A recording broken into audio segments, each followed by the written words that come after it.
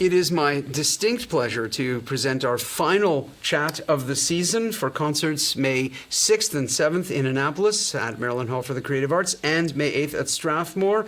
Maestro Jose Luis Novo, music director of the Annapolis Symphony. What a pleasure. Likewise. So we're finishing big with some amazing pieces by Tchaikovsky and Rachmaninoff and Jessica Hunt. Tchaikovsky and Rachmaninoff are no longer with us, but Jessica Hunt is literally down the street at Peabody, my alma mater. She's teaching theory there, and she's also a composer.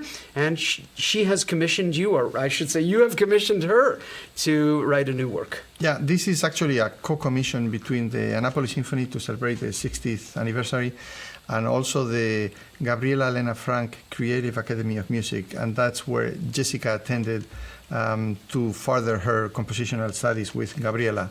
And this was a collaboration between the Academy and the Annapolis Symphony to promote young up-and-coming composers. And as you know, we are featuring a woman composer in each of our concerts, and Jessica obviously is the one who we are featuring in this one, and we commissioned the piece to celebrate our 60th anniversary and closing the season sort of with a bang.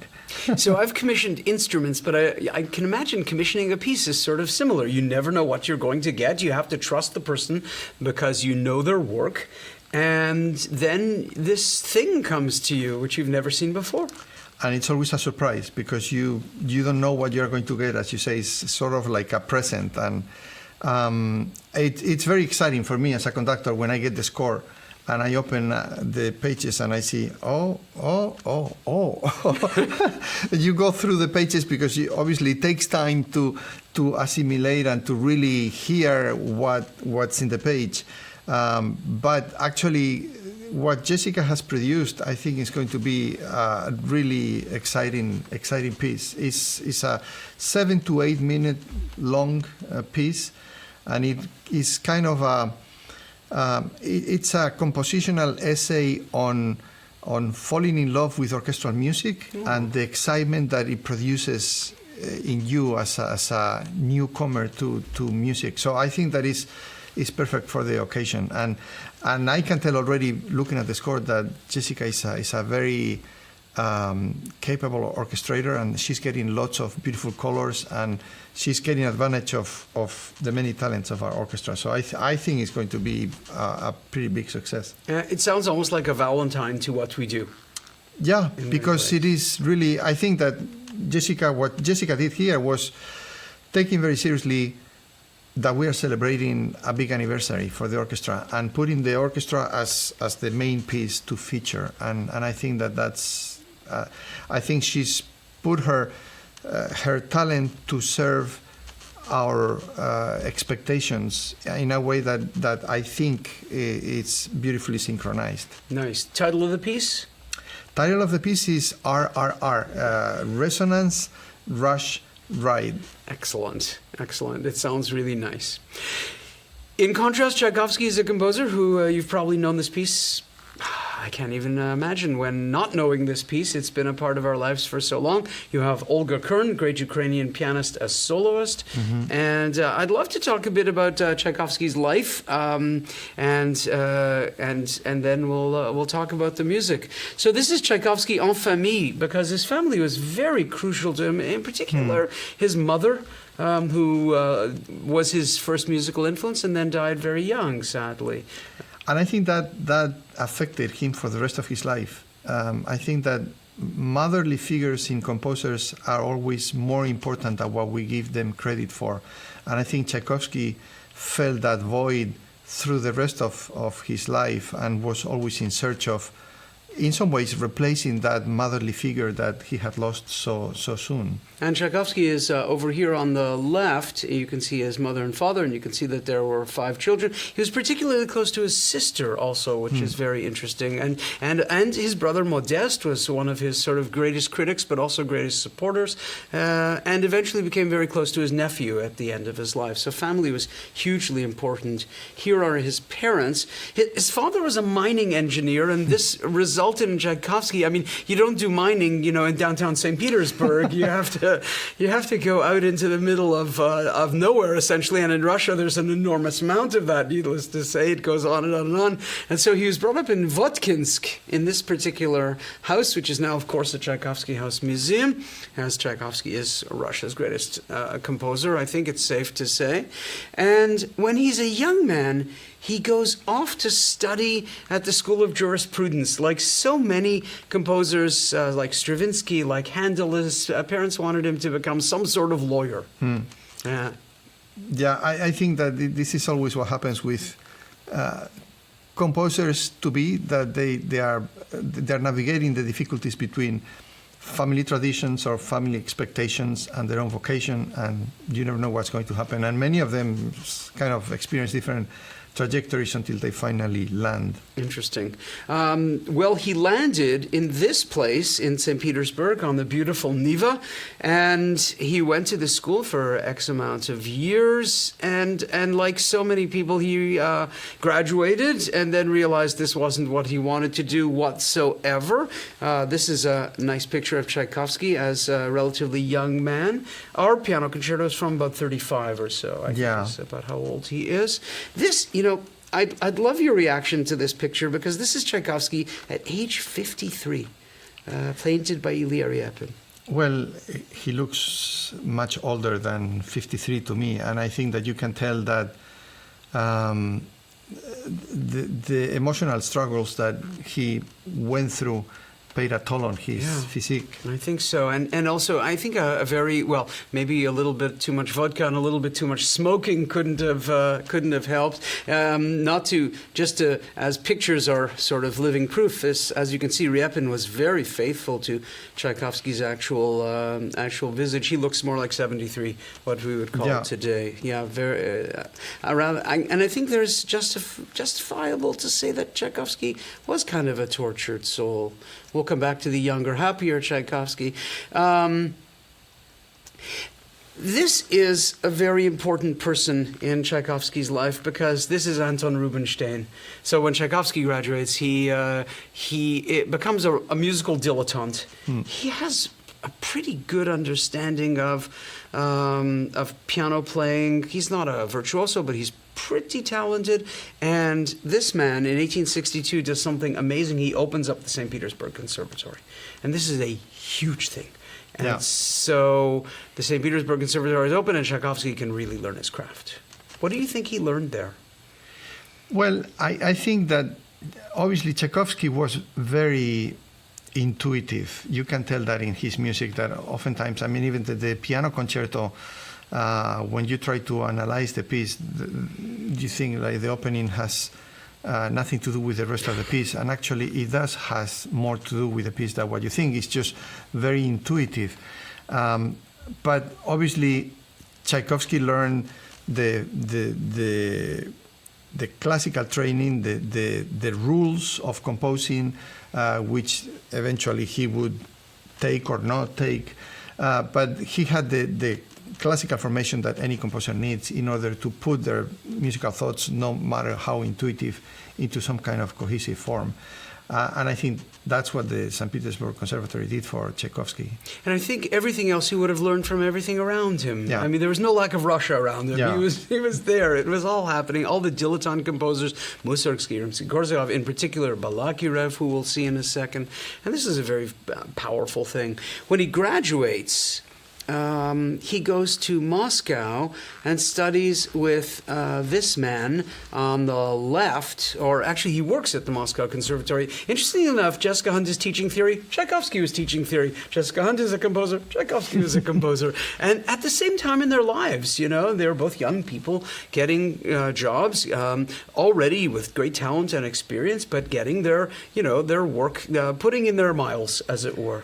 I honestly don't envy the life of a composer, because it is very difficult to open a path for you as a composer, because every time that when you are inexperienced, people expect you to deliver, and with every new composition that you premiere, there is the expectation of, is it going to be good enough so to say, for people. And oftentimes, people are not in a position to properly judge new music because usually composers are ahead of their time, and they are oftentimes breaking in new ways of presenting music that we haven't thought of. Otherwise, we all could be composers. True. So it is very difficult to be on the avant-garde, creating new things that they are interesting and not being criticized by the people that don't want things to change because they feel more comfortable with what they know. And you're fighting not only other people's music, you're fighting your own past work, which is even more frightening. Yeah. Yeah, no question. The brother on the left is Nikolai Rubinstein, and Anton Rubinstein is on the right. And what's interesting about them is Anton Rubinstein was Tchaikovsky's sort of, I would call him mentor-tormentor. Yeah. He was both a teacher and he also was he taught him much. Almost critic. Yes, exactly. And Nikolai Rubinstein and Tchaikovsky were friends and colleagues, and it was a much closer relationship. Another person who has a huge influence on Tchaikovsky at this time is Mily Balakirev, who is also a bit of a mentor-tormentor, and in particular pieces like Romeo and Juliet. You've conducted Romeo and Juliet, and you've also looked at Tchaikovsky's first efforts, and then you look at Balakirev's improvements of it, and they're substantial. Yeah. But I think that in that regard, I think that Balakirev did teach Tchaikovsky important things that Tchaikovsky kept with him, and I think that it's important to recognize that. So this is Balakirev in old age, who lived almost to irrelevancy, dying in the early part of the 20th century, sadly, when his music was completely forgotten. What we think of him most valuably now is the influence he had on Tchaikovsky, which I think is true. Well, Nikolai Rubinstein looked at this concerto and said, "No way. This is I wish I had a nickel for every person who said a piece was unplayable." And this is very similar to the story that we discussed early in the season about the violin concerto with Leopold Auer, who look at this and they could, and again going back to composers opening up their path as composers. You are trying to compose a concerto that is going to make a change, that is going to contribute to the repertoire, and then you have the soloist that is mostly concerned with how they are going to look and how they are going to sound. And those two things oftentimes don't reconcile. And in this case, the criticism from Anton was exactly that. It was just too difficult to play, and he couldn't make sense of it. Do you want to retake that? Because it's the criticism from Nikolai. Nikolai? Yeah. Okay. Yeah, sorry. I was thinking of... No worries. So let me put... let's see. So the problem with Nikolai was that when he was presented with the concerto, he said this is not playable. And I think just things happening in contrary motion. Tchaikovsky was less interested in his comfort than in achieving a certain ideal sound. And when Tchaikovsky was asked to change a note, he said no, and he found this gentleman not on note, although actually there's several versions of this piece. And there's an interesting tie to Rachmaninoff in the version that we played today, which is edited by Silotti, who taught Rachmaninoff. So this whole program really works very beautifully. But nevertheless, Tchaikovsky wouldn't change a note for Nikolai Rubinstein. And this man, Hans von Bülow, ends up doing the premiere. And I think it was sort of providential that the piece arrived into the hands of von Bülow, because he was also known later on also as a critic and very important musical figure. And he thought he was able to see the value of the piece. And he was a very good ambassador of it when it was premiered in Boston, by the way, not in Russia. Well, Tchaikovsky even says, and Tchaikovsky was more famous here than in Russia. Yeah. Opened Carnegie Hall with the Fifth Symphony, came to Baltimore, in fact, came to Washington, Philadelphia, spent 25 days in America, hugely recognized on the street. Astonishing. And von Bülow said something very prescient. He said, the form is unusual, and yet it all works brilliantly. Obviously, he was a conductor. I think he was even a composer in his own right. He was the first husband of Cosima Liszt, who later left him for Richard Wagner. This was a very smart man, and you're right, what an ambassador, what a stroke of luck, and he had absolutely no problem with it. It comes back to Russia, gets premiered in Russia, in Moscow by Tanayev, and then the rest is history. Yeah, but I think the reception in Russia was not as good as it was in the States. True. The first one, then Yes. obviously the piece took on its own. But And even Nikolai Rubinstein, pictured here, managed to fall in love with it and performed the piece and found it playable all of a sudden. A couple more Tchaikovsky things before we go. I can't resist not mentioning Tchaikovsky's marriage. The women who were influential in Tchaikovsky's life, because there were two who were very influential, both in good and bad ways. His wife, Antonina Milyukova, for about a week, a disastrous marriage, which led to some amazing things, like the violin concerto we heard earlier in this season. Yeah. And also his amazing patroness for 14 years, Nadezhda von Meck, who supported his musical efforts financially for some 14 years. An incredible, and they never met. yeah, and she was really the mentor, not tormentor, that you were Nice point. mentioning. Nice point. I should Because she- patent that phrase, by the way. Yeah, she was always supporting Tchaikovsky. I think it was some kind of soulmate relationship that they developed even without meeting. That probably because of the music that she felt she should support Tchaikovsky without any conditions, and that's what she did through her life. This is Tchaikovsky's last home in Klin. And I also couldn't resist a statue or two devoted to him. And now I think it's time for us to talk about this extraordinary piece of music. Tchaikovsky writes it. He's 35 years old. It is, as you say, virtuosic, and it begins with that enigmatic introduction, which doesn't come back, but I think educates us in the entire piece in some interesting ways. Yeah, and in some ways it's a little bit like in the opening of the Fourth Symphony. It's a theme that is sort of haunting, and it probably was in Tchaikovsky's head for some time, and came out in this form in the piano concerto. It is so incredibly powerful. It certainly gets your attention, that's to say the least.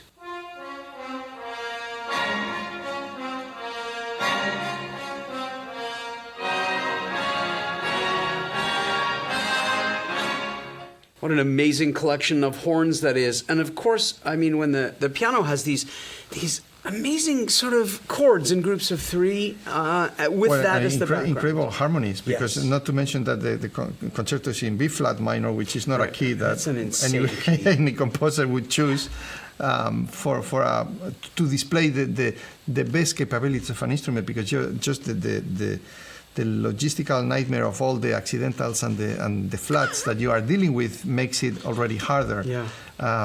But the coloring of it probably is what Tchaikovsky was after, and he obviously nailed it. And the horn sounds so amazing in that key. And then we, with the piano and the beautiful orchestral theme.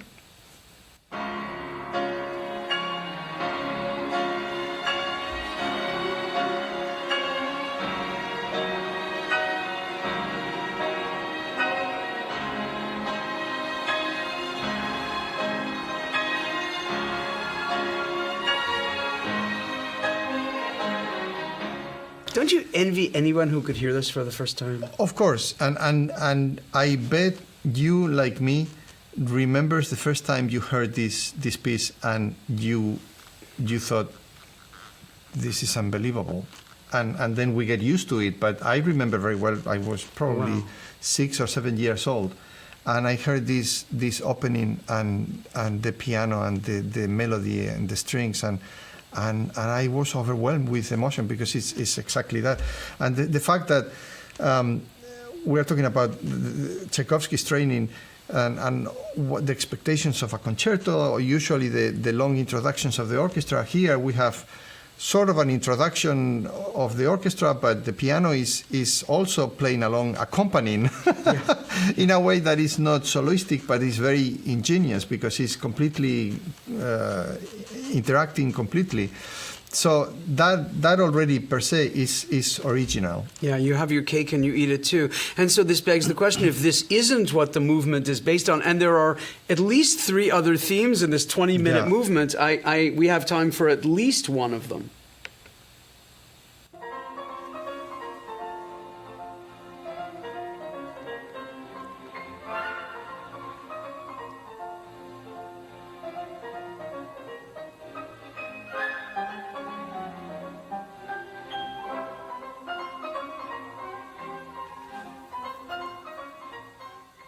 Now, in its total right place, of course, is the cadenza for this movement. Tchaikovsky writes it out. It's substantial and really, I mean, it's not like the pianist hasn't earned their keep till now. No, and I think this is what makes this concerto challenging, is that you really don't get much of a break, and by the time the cadenza comes in, you're already pretty exhausted. The first movement is longer than the second and the third together. So it could be a concerto on its own, just the first movement. By the time you get to the cadenza, you need some serious stamina to to put up with it. No question. Here's just a small amount of it.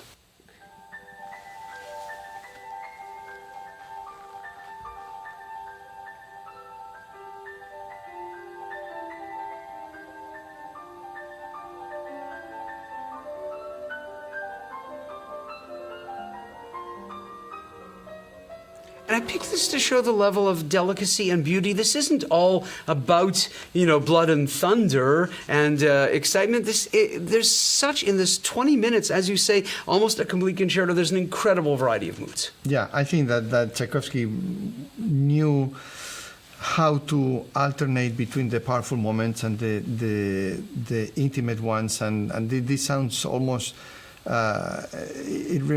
almost reminds you the timbres of the celesta, like in Nutcracker. That's this kind of tingling bell-like. Mm-hmm. Yeah, and of course the end of first movement of both Tchaikovsky's violin concerto and the piano concerto, you cannot help but applaud. Yeah, and you should applaud. And in fact, I don't remember when I heard this the first time, but I remember the first time I heard it live, and I remember everybody applauding. This is in Montreal, a pretty symphony-wise audience, and everybody applauded because you cannot help but applaud. I think it's sort of stupid to try to repress a feeling of showing how enthusiastic you are receiving this music, and just because you are not supposed to applaud. Well, who said that? Right. I don't know who said it, who started it all, but I personally don't have any problem when people jump up their seats and start clapping, because that's what they feel. So they feel that naturally, so why should we stop that? Absolutely. Here's the end of the first movement.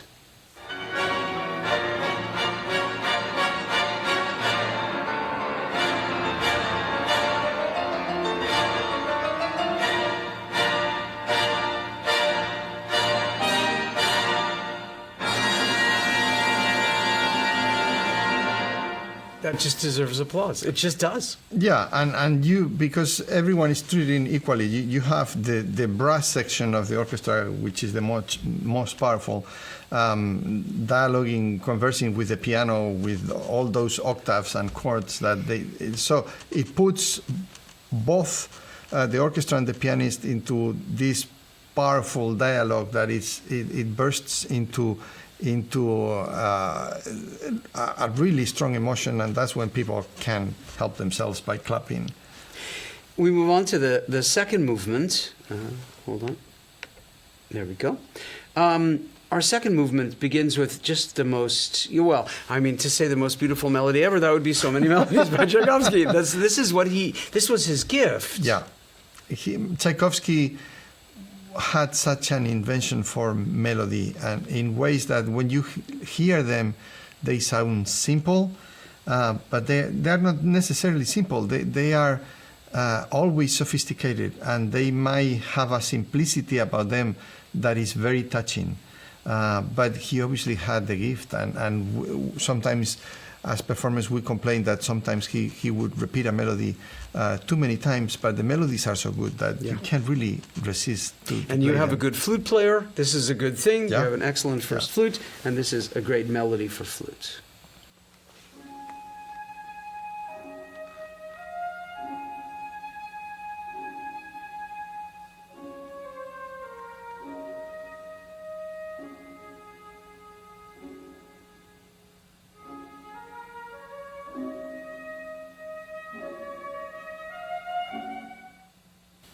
And if that weren't enough, Tchaikovsky also gives you a beautiful contrasting second movement, which, I mean, that would be enough for most composers. Yeah, but this is what makes Tchaikovsky such a phenomenal composer. I think is the balance between going through different stages in music and how it speaks to you as a human being. And after a almost 20-minute long first movement, which is emotionally exhausting, he gives you this melody to reflect, to almost escape a little bit the intensity of the first movement and regenerate. And he does that in such a natural way that you don't even realize that he's actually helping you to deal with all what he put you through in the first movement until we land into the last movement, and we are again going to go into a lot of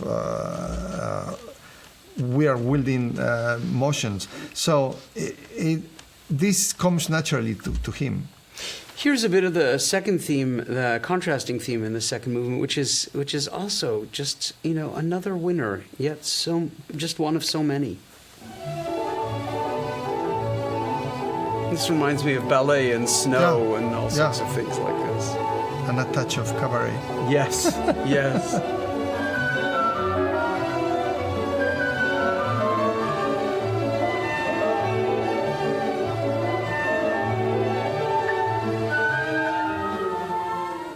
And lastly, our third movement, which is just, first off, it's based on a Ukrainian folk song.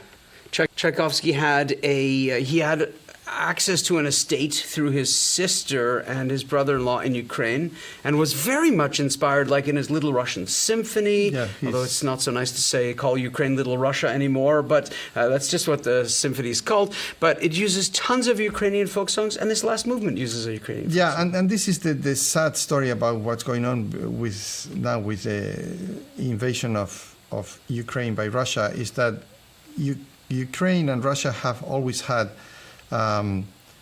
sharing history of art, of people, and this is now being destroyed by the imposition of the will of a certain person that we prefer not to mention. Tchaikovsky dedicated his whole Second Symphony, as you said, to Ukraine, but in a way that it was an homage. And the name Little Russia is to me doesn't sound demeaning. I think it was affectionate. It's like you call your little brother something. It's like, this is part of me, and it's so dear that I want to have it next to me because it's part of me. But there was never a feeling, in my opinion, of superiority about Tchaikovsky in respect to Ukraine, their music, their art, their folklore, who Tchaikovsky used in many occasions in his music.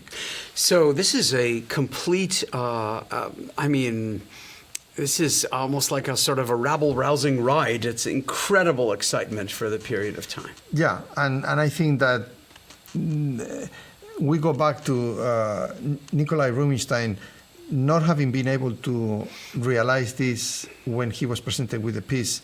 It was a big misstep. And I think this is why when you are in front of a new piece, like going back to our world premiere of Jessica Hunt's creation for us, you have to give it time because your first impression might be positive, might not be so positive, but it's never the last one. And a piece of art needs a life of its own. It's like when you have a newborn, People always try to tell you, oh, it looks wonderful or it's beautiful. Sometimes babies are not beautiful when they come out, and they need time to reshape and reform. And I think a new composition is kind of that. It needs time to get into the world and find their space. Here's a bit of the raucous main theme of this movement.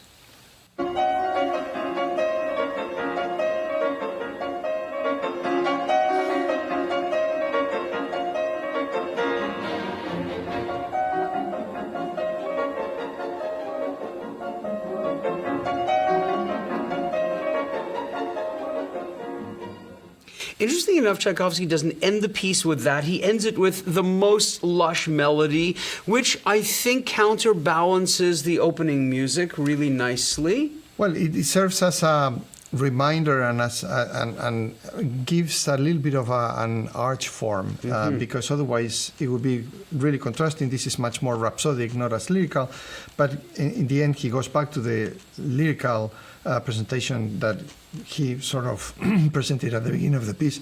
Excuse me. And here's the fantastic lyrical melody that just about ends the piece.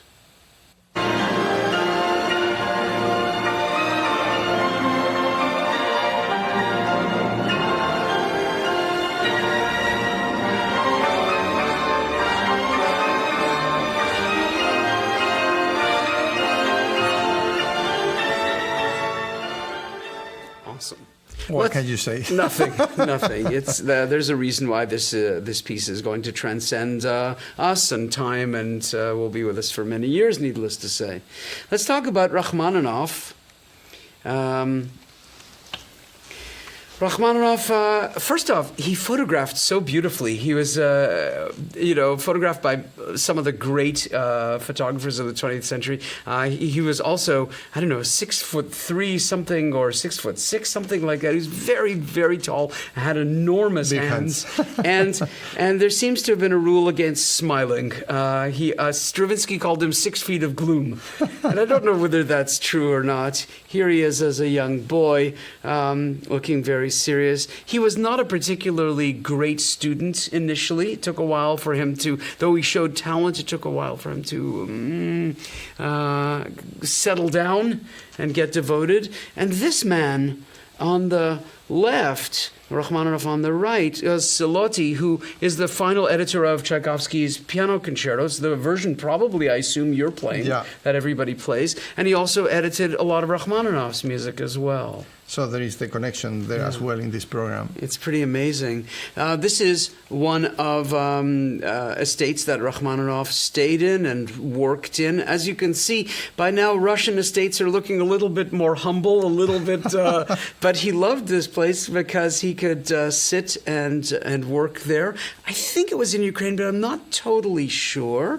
And this is Rachmaninoff right around the time of his first symphony. And this first symphony is going to play a role in our symphonic dances, his last work, which we're going to hear. Yeah, and I think not only in this piece, but in his life, because as you know, the premiere of the first symphony was one of those musical disasters, which had nothing to do with Rachmaninoff. This was one of those things where, according to the chronicles, the conductor was drunk. Glazunov. We can name names, I think, at this point. And the premiere of the piece didn't go well. It was under-rehearsed, and it was not well received. And Rachmaninoff went into a serious depression because obviously he took his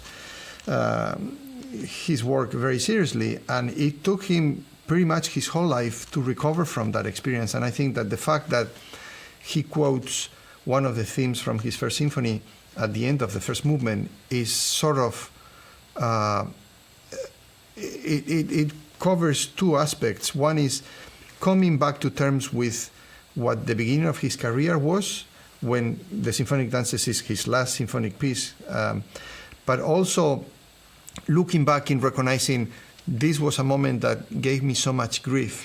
and now I am going to turn it around and put it into the serenity that brings my maturity of having gone through my whole life and at this point. This is his exorcism of this demon that had plagued him for so long. And it was help with hypnotherapy that he actually managed to emerge from this. Here's Rachmaninoff as a young man at the keyboard. His career established very young. He conducted at the Bolshoi, pictured here. He had a very successful career in Russia. Here we see him composing outside, and here once again as a young man.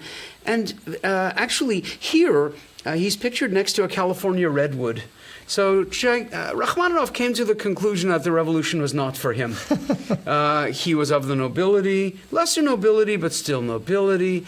I think Rachmaninoff was older than Prokofiev, who sort of, was on the fence about it a little bit. I think Rachmaninoff realized this is going to go badly. I'm going to get my family. We're going to get in a sledge, and we're going to take horses, and we're going to take it to Finland, and we're never ever coming back. Yeah, I think he smelled the danger, and he was right about it, because I don't think that it would have been pretty for him had he stayed through the revolution, and he probably did the right thing. Missed Russia, missed Russian-speaking people, set up kind of a Russian household, lived in Russian colonies, ate Russian food, but never returned. And for a while, his music was even banned in the early Stalinistic years. His music was banned for a while, and I guess in the 1950s, after his death, it came back into practice in Russia. And again, that tells you how can you treat works of art with this kind of disregard, just because the politicians decide that this is a persona non grata, because it is really not because of the work on its own. It's just because of the decision of Rachmaninoff leaving a regime that he was not going to agree with. And so Rachmaninoff is in the United States, trying to make a living here. He's also, in 1939, lost the ability to go back to Europe because of the war, which he misses terribly. So he's lost the old world, and he lives in the new world. And of course, also, there's no lack of great Russians who are living here, whether they're Prokofiev for a little while, whether it's Stravinsky for the rest of his career, who does go back to Russia once. Rachmaninoff. Horowitz, of course. His neighbor, I believe. Yes, as a matter of fact, Horowitz was his neighbor, and one of the great choreographers, I think it was Fokine, might have also been his neighbor. And Fokine even choreographs one of his few successes before this in America, which was the Rhapsody on Theme of Paganini, premiered in Baltimore. Which also has the Dies Irae, yes, absolutely. You know your music. That's why it's fun to talk to you. And so the Rhapsody on Theme of Paganini is successful, but the Corelli variations not so much, the Third Symphony not so much. And here's poor Rachmaninoff, who's forced to play recital after recital after recital. He doesn't get his job conducting in Philadelphia, the orchestra that he really wants to conduct. They choose Tchaikovsky and then Ormandy, sadly. And so Rachmaninoff he's at a point where he's trying to find himself again. And playing endless recitals is... there are people who can do it and there are people who can't do it. And Rachmaninoff was kind of in the middle. I think he was great at it, but yet I think it exhausted him. But he needed to support his family. Yeah, and I think this is worth mentioning, because this is a problem that many great composers who emigrated from Europe to the States because of the wars went through this. Bela Bartok went through that. Korngold went through that. They sort of had, even Stravinsky in some ways, but Stravinsky was more independent. By the time he came to the States, his career was already very shaped. But they didn't oftentimes leave their countries because they wanted to, but they had to. And they had to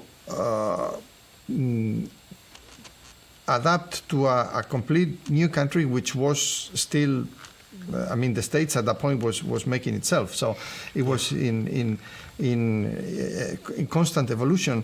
And I think that was very, very difficult for these people who sort of had figured out their lives and how they fit into their world, now displacing them and starting all over again. Faya, a nice Yeah, example for that reason, yeah. Yeah, no question. And Faya, by the way, to his credit, when he was invited back, said no. Yeah, and he and remained how hard in Argentina. that must have been so hard.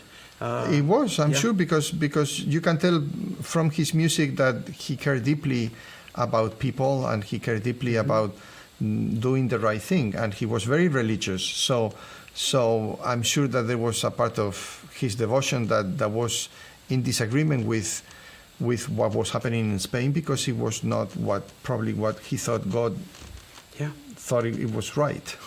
With Rachmaninoff, what's so interesting about this, when he has time to sit, and granted he's practicing for his 1941 tour, he's only going to live 2 more years. Yeah. And he comes to some sort of peace with being in America. His neighbors, the Horowitzes and the Fokins and Alexander Greider, who's a Steinway representative, is there. He comes to some sort of feeling of home and comfort and produces something that is both a tribute to everything he's done in the past and something that is entirely new.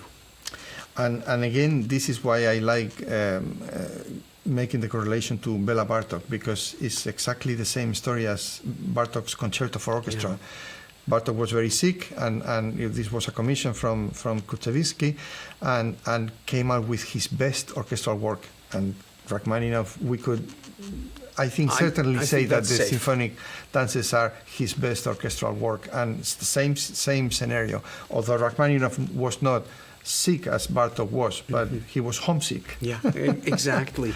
Well, this is a 3-movement work. It was the idea was a ballet initially. A little bit to follow up the steps of the Rhapsody that was so successful with Diaghilev. Yes. So let's listen to the opening, which is, and I'm very curious, like what the conducting approach would be for something that is so discreet and so subtle as this. There's one.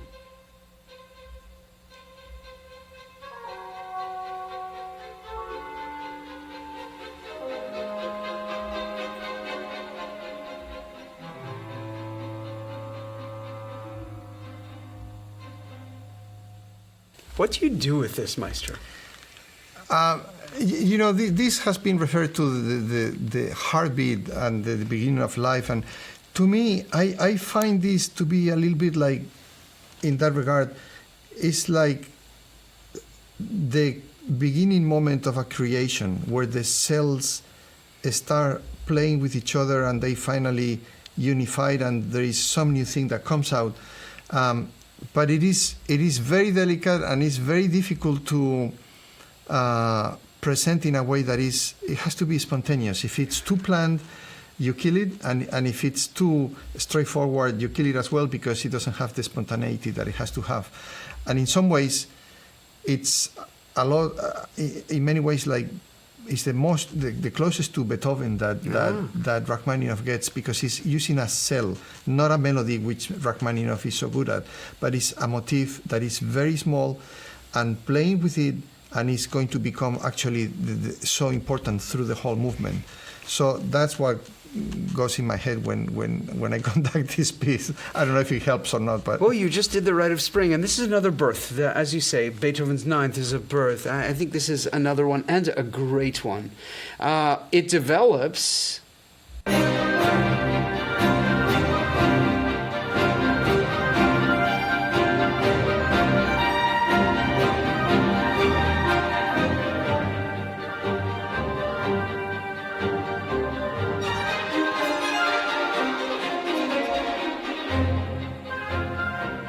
This is as organic as anything you'll find in the grocery store. It's perfect. Yeah, absolutely. And it all comes from that 3-note motif. Yeah. Wow. So later on in this incredible first movement, we meet the saxophone of all things. Which was a hit by Rachmaninoff to think of including this instrument as a solo.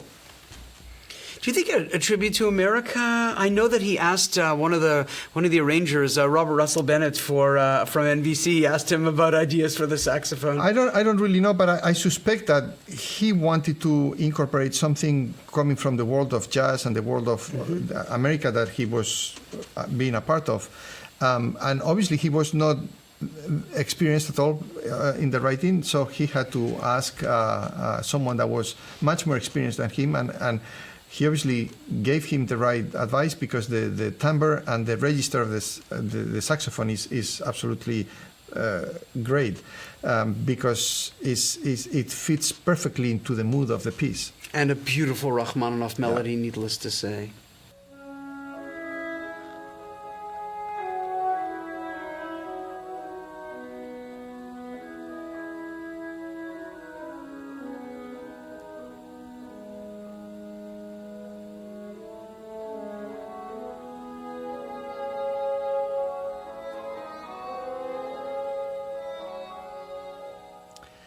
And when you listen to this, it's not just the melody that is so beautiful, but the way he accompanies that with the clarinets, the English horn, the bassoon on the it's all again so organic that it's again the idea of little cells blending and playing with each other and coming up with these playful themes that they go so well, because it's completely, it feels very natural. And so much loss. I feel, when I listen to this, I always get a little sort of teary-eyed. I am now a little bit. I always feel just so much loss with this. Because the main feeling of nostalgia and homesickness is constantly there. Yeah. Even when in the happy moments, there is still that underline of, I'm doing this away from my homeland, which I probably will never see again, and you always feel that through the whole piece. And here is, of course, the Rachmaninoff monster orchestral treatment of it, which is, if that wasn't sublime enough, this is even more sublime.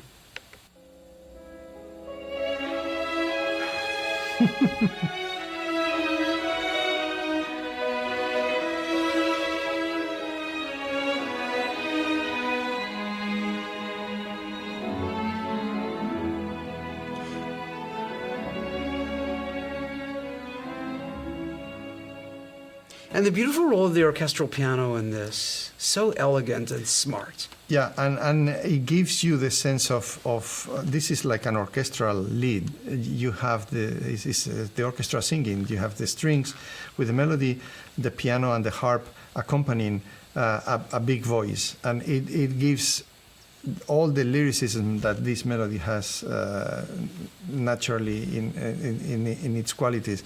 So and this is why it's so enjoyable to perform this music, because it feels, again, very organic. We talked about the First Symphony, and that's the excerpt that we'll hear next, which is extraordinary how this was an exorcism of turning something awful into something beautiful. Yeah.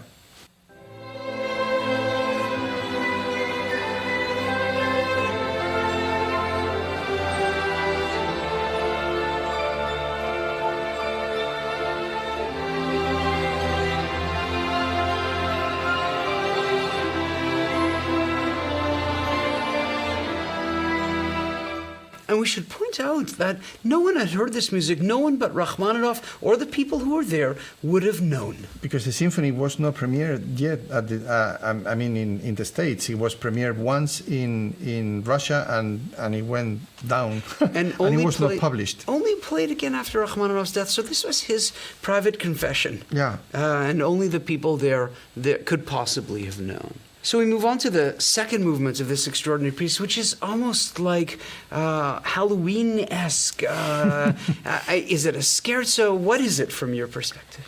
Well, it's a waltz. That's true. That's true. But the funny thing is that it is a waltz in the sense of the doom of the beginning of the 20th century, although it's not the beginning of the century anymore. But it is, to me, it's kind of a mix between Ravel's La Valse and Mahler's Scherzo from the Fourth Symphony with the devilish solo violin that is on scordatura. You're right. This kind of, it's a waltz that has a contour, something that feels off. And with a little bit of a devilish undertone, But I mean, it's more subtle than that. But the beautiful thing about it is that the sentiment of the waltz is there and is very enjoyable. But the turns that the music bring are that they have more to do with the devilish aspect that the serenity and the fun of dancing a waltz.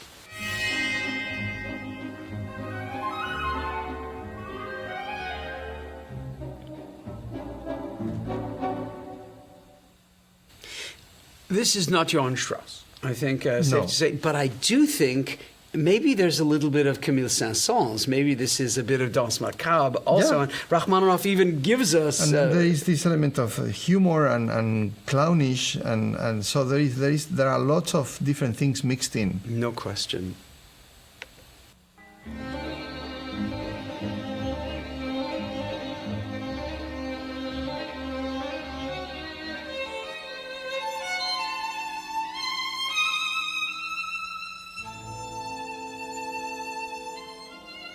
Your concertmaster also has a lot of fun in this piece as well. Yeah, and this is what you were pointing out. The Saint-Saëns Danse Macabre is this violinist playing weird intervals, Yeah. which it's sort of distorted. Yes, In an and interesting frankly way. wonderful.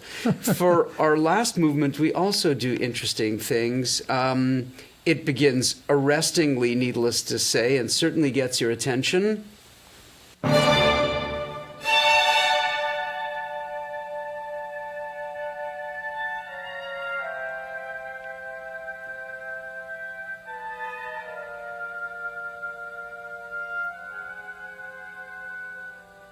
What do you think is going on at the beginning of this movement? I know what's going on later, but I often wonder what's Rachmaninoff trying to tell us at the beginning of Well, this? it's obviously quoting the Dies Irae Right. in a, Subtly. Yeah. but is saying this is what this is all about. But he disguises it in a way that is not so recognizable if you are not very familiar with the melody, and with the harmonies that really distract you from identifying the melody. But I think that is sort of giving this warning. We are up for something darker than what you think. Interesting. But the first thing we get, before we get to the various Dies Iraes, which are subtle and then more obvious and delicate and then more intense, we get... Should we wait till the... Well, it's okay? Okay. We get Russian chant of Rachmaninoff's own Vespers. Well, and I think this is part of his tradition and the Orthodox world that he was so connected with, and it's in some ways counterpart of the quote of the First Symphony at the end of the first movement, which is also religious in character, and I think there is always this moment of reflection in a point of life like Rachmaninoff's at the end of his career, and probably knowing that he didn't have much left, that they turn into religion as the hopeful element that they want to be grabbing to, because that's all what you have left. Mm. This is the chant that we hear. Once again, it's sort of a quote from Rachmaninoff's own Vespers.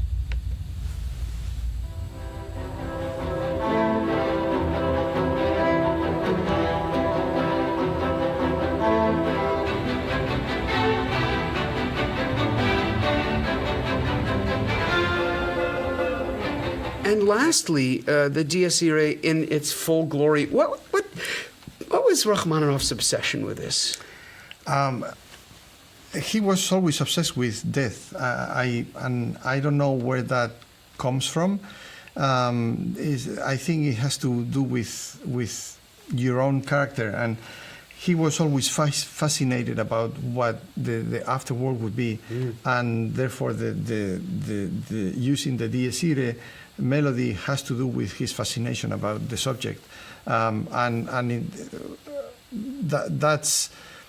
a little bit similar to what Berlioz did in his Symphonie Fantastique, which is a moment that it is transfigurative. Is exploring the beyond that we don't know. I think it's always the fascination of what's after that. Interesting. Here's the last and largest and most extensive of the Dies Irae references in the last movement.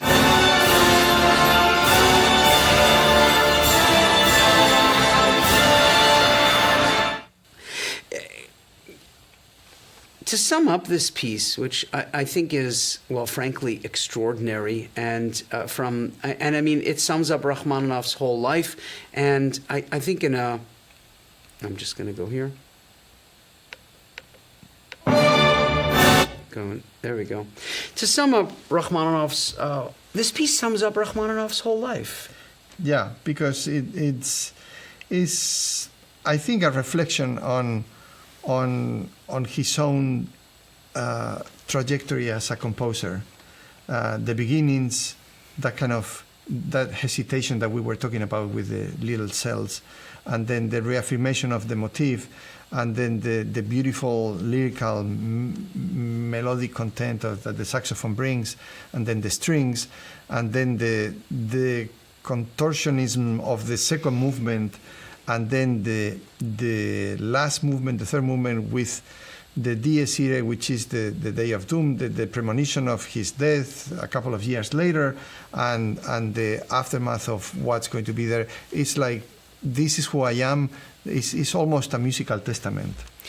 Rachmaninoff will die in 1943, and one of the great testaments to the man is that he had a recital that he was supposed to play, I think in Nashville, if I remember correctly. Yeah. And he was very devoted to playing this final recital. He had canceled it a couple of times, and even though he had melanoma, he was very sick, he went and played the recital, and they erected a statue in honor of his last concert, which I think is a fitting tribute to this extraordinary man. And here again, the correlation with Bartók, who also had cancer. Yeah, it was leukemia. Almost the same time, a couple of years later. Yeah, very, very sad. What a great loss, both of those amazing composers. Here's a lovely statue of Rachmaninoff. I think he would appreciate the bird on top of his hat. And lastly, he's buried in New York. And it's sad that in some ways he's not in Russia, although I don't know.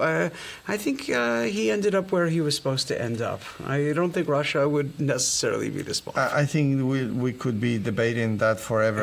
And we would never come up with a solution, because this is the paths of life. Yes. They bring you wherever. And Liszt will never move to Hungary. Yeah. From Bayreuth. So I guess Rachmaninoff, here he is. Here he stands with a beautiful Orthodox cross. And this is, as of just a couple of years ago, still flowers on his grave. Yeah. This man's music still moves people. And this is appropriate for me to say, this whole concert is an homage to a wonderful person, Cherie Loustono, who was a supporter of the symphony and was in love with music, especially romantic music and piano music. So the choice of soloist and the concerto, they are particularly connected to this homage to her, which is sponsored by her husband, Michael Kurtz, and then the fact that we are doing Rachmaninoff, who was also a pianist and romantic, post-romantic composer, it all fits. I mean, I think that she's going to be enjoying the music from up there wherever he is, and we are very grateful to finally being able to do this, because this was supposed to happen in the spring of 2020, and then the pandemic hit and we had to postpone, and we were going to bring Olga Kern back last season, but it was impossible, so finally we are glad that we can put this together. I had the pleasure of knowing Cherie and also her husband Michael. They were wonderful supporters of the station and the arts, and adored music. Wonderful people. Yeah, wonderful people. So what a nice thing. This is going to be May the 6th, 7th, and 8th, 6th and 7th at the Maryland Hall for the Creative Arts in Annapolis, and the 8th at Strathmore, Music Center at Strathmore.